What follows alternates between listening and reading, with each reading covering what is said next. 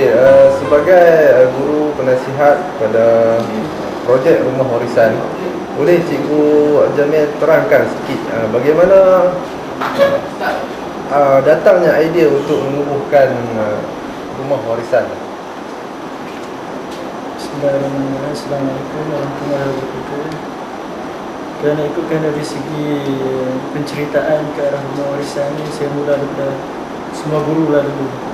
Sebenarnya dia tertubuhnya rumah warisan ni datang daripada tuan pentua sendiri lah, Cikgu Rasmi Kasim, yang telah memberikan idea untuk mewujudkan rumah warisan ni. Dan idea itu telah disebarkan kepada guru-guru, terutamanya kepada Persatuan Sejarah yang diketuai oleh Cikgu Mustafa Ali. Selepas menjadi suatu tempat untuk perbincangan, di mana suatu perbincangan telah dijalankan untuk mewujudkan sebuah rumah tradisi. Dan ikutkan sejarah rumah ni, dia bermula daripada Padang Siding sendiri, di mana rumah asalnya berasal dari Padang Siding dan telah dibawa beramai-ramai pada tahun 1957 disebabkan oleh masalah komunis. Ini kerana tuan rumah itu sendiri bernama Tuan Haji Ismail bin Abdullah telah meminta bantuan daripada penduduk kampung di Padang Siding untuk mengusungnya secara beramai-ramai ke Arau ni. Kita lihatlah sendiri bagaimana orang dulu begitu bersemangat mengangkat rumah tradisi ni, sehingga sekarang rumah tu masih lagi ada dan kekal segala bentuk tradisi. Masih belum terusik lah macam mana bentuk kayunya, macam mana bentuk tiang asalnya, macam mana suasana rumah tradisi bagi rumah tu juga sekarang ni disebabkan oleh komitmen dan juga semangat yang bertubar-tubar daripada tuan pentua sendiri, telah memberikan kepercayaan kepada Persatuan Sejarah untuk mewujudkan dan membina rumah tradisi Melayu itu untuk dijadikan sebagai rumah muzium ataupun galeri sejarah pada rumah sekolah kita ni. Kerana ikutkan sejarah kepada muzium-muzium di negeri Perlis ataupun seluruh Malaysia ni, sekolah kita lah merupakan sekolah pertama yang telah mewujudkan galeri ataupun tempat bersejarah dalam kawasan sekolah. Sekolah-sekolah lain kebanyakannya mewujudkan bilik-bilik ataupun tempat-tempat yang kecil sahaja. Kiranya kita ni bertuah lah. Okey. Bagaimana pula dengan sumber kewangan untuk menubuhkan rumah warisan ni ataupun galeri ni, dan juga perbelanjaan yang telah dibelanjakan sejak daripada awal nak ditubuhkan sehinggalah sekarang? Okay, dari segi perbelanjaan ataupun modal, kebanyakan perbelanjaan dan modal datang daripada sekolah sendiri, terutamanya datang daripada tuan pentua yang begitu mengambil berat dan selalu turun padang untuk menyaksikan macam mana perkembangan rumah warisan daripada semasa ke semasa. Dan begitu juga dengan Persatuan Sejarah yang begitu memberikan komitmen yang tinggi, tak kisah siang malam turun, semuanya turun untuk memberikan kerjasama yang baik.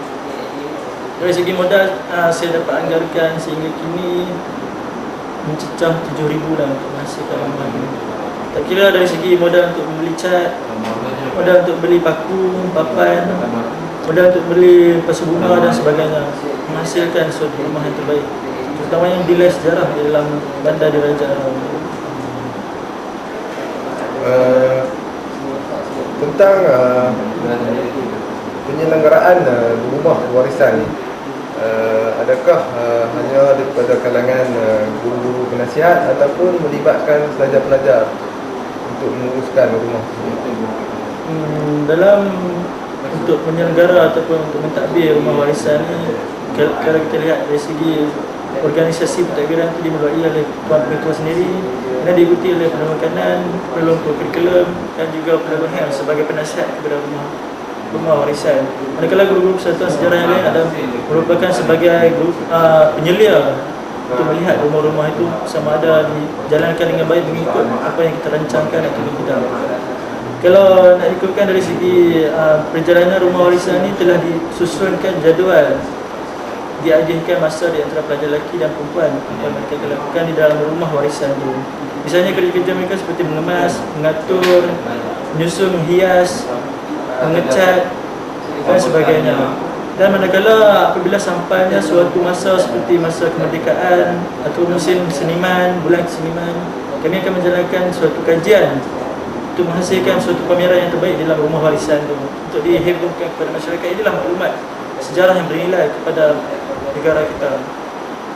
Segala bentuk pameran tersebut dijalankan oleh pelajar sendiri. Saya telah agihkan masanya antara pelajar lelaki siapa yang perlu mencari bahan-bahan, pelajar perempuan pula siapa yang perlu mendapatkan atau menaik bahan-bahan tersebut. Selalunya pelajar lelaki ini ditugaskan untuk melakukan kerja-kerja yang berat seperti mengangkat, mengecat, dan kalau pelajar perempuan seperti menghias, dan untuk memberikan idea untuk mewujudkan ayat-ayat dalam suatu pameran tersebut. Jadi sepanjang projek ini dijalankan, tentulah ada cabaran-cabaran ataupun masalah yang dihadapi. Boleh Cikgu Jamil ceritakan sedikit tentang cabaran yang dihadapi oleh kalangan guru dan juga pelajar yang terlibat? Masalah yang paling besar sekali yang begitu ketara memang tak dapat dinafikan dalam masalah modal. Kerana modal begitu memainkan peranan yang penting untuk menghasilkan sebuah rumah. Tak kisahlah rumah itu kecil ke besar, bila tak ada modal memang tak akan dapat siapkan rumah. Kalau lihat dari segi rumah warisan, untuk mengecat, untuk membeli barang-barang semua memerlukan modal. Tapi setakat ni alhamdulillah lah masih lagi terdaya. Tapi kemudian nanti mungkin akan menimbulkan masalah, kerana modal lah memainkan peranan penting. Dan seterusnya masalah dari segi komitmen dan juga masa. Mungkin kadang-kadang kita ni guru-guru sejarah kebanyakannya mengajar di kawasan sekolah, mengajar pelajar-pelajar. Dan apabila ada pelawat datang, mungkin pelajar-pelajar sendiri tak sempat untuk menjemput pelawat itu naik untuk melihat rumah warisan. Kerana kita ni semua terikat dengan proses pembelajaran dan pengajaran, dan semua mesti melibatkan diri dalam proses tersebut. Jadi kalau pelawat datang pada waktu sekolah, tak salah rumah tersebut ditutup, kecuali lah bila dah ada proses PMP. Okey, sebagai ahli salah seorang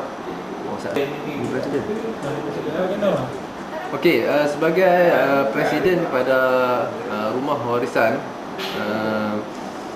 boleh ceritakan tentang perasaan ataupun pandangan kamu sendiri tentang projek rumah warisan atau galeri ini?